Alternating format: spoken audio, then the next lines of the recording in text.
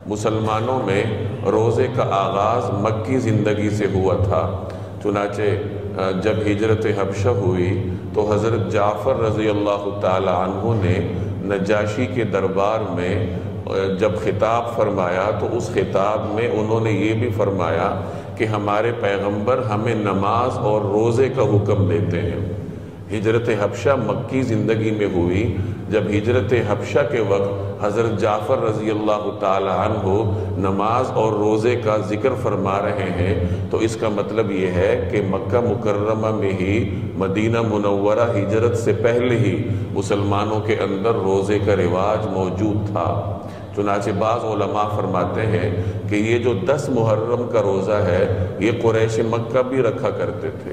ممکن ہے کہ یہ دین ابراہیمی کی کوئی یادگار ہو جو کہ مکہ والوں کے اندر موجود ہو۔ بہرحال یوم عاشورہ کا روزہ قریش مکہ میں بھی موجود تھا اور مسلمان بھی یہ رکھا کرتے تھے۔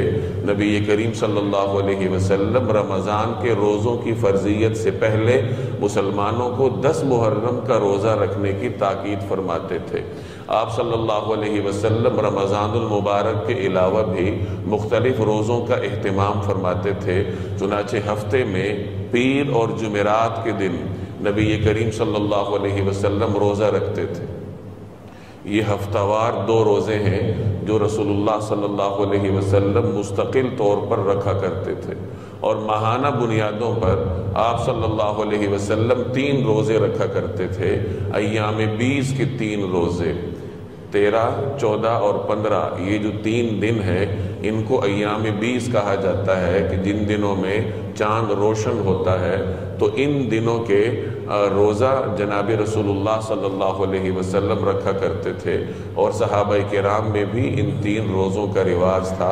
آج بھی آپ عربوں کو دیکھیں گے کہ وہ پیر اور جمعرات کے روزے بھی رکھتے ہیں ہفتہ وار، اور ماہانہ بنیادوں پر ایام 20 کے روزے رکھا کرتے ہیں۔